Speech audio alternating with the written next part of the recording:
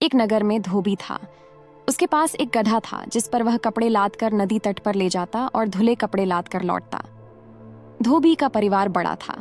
सारी कमाई आटे, दाल व चावल में खप जाती। गधे के लिए चार खरीदने के लिए कुछ न बचता। गांव की चरागाह पर गाय भैंसें चरती। अगर गधा उधर जाता तो चरवाहे डंडों से पीटकर उसे भगा देते। ठीक से चारा न मिलने के कारण गधा बहुत दुर्बल होने लगा। धोबी को भी चिंता होने लगी, क्योंकि कमजोरी के कारण उसकी चाल इतनी धीमी हो गई थी कि नदी तक पहुंचने में पहले से दुगना समय लगने लगा था।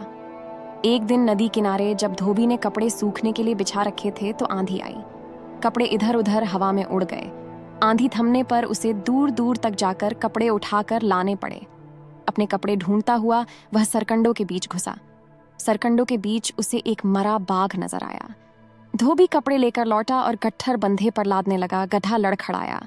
धोबी ने देखा कि उसका गधा इतना कमजोर हो गया है कि 1-2 दिन बाद बिल्कुल ही बैठ जाएगा। तभी धोबी को एक उपाय सूझा।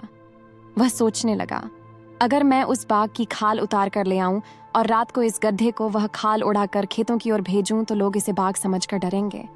कोई निकट नहीं फटकेगा। गधा खेत चर लिया करेगा। धोबी ने ऐसा ही किया। दूसरे दिन नदी तट पर कपड़े जल्दी ढोकर सूखने डाल दिए और फिर वह सरकंडों के बीच जाकर बाघ की खाल उतारने लगा। शाम को लौटते समय वह खाल को कपड़ों के बीच छिपाकर घर ले आया। रात को जब सब सो गए तो उसने बाघ की खाल गधे को ओढ़ाई। गधा दूर से देखने पर बाघ जैसा ही नजर आने लगा। धोबी संतुष्ट हुआ। फिर उसने गधे को खेतों की ओर खदेड़ दिया। गधे ने एक खेत में जाकर फसल खाना शुरू किया। रात को खेतों की रखवाली करने वालों ने खेत में बाघ देखा तो वे डर कर भाग खड़े हुए। गधे ने भरपेट फसल खाई और रात अंधेरे में ही घर लौट आया। धोबी ने तुरंत खाल उतार कर छिपा ली।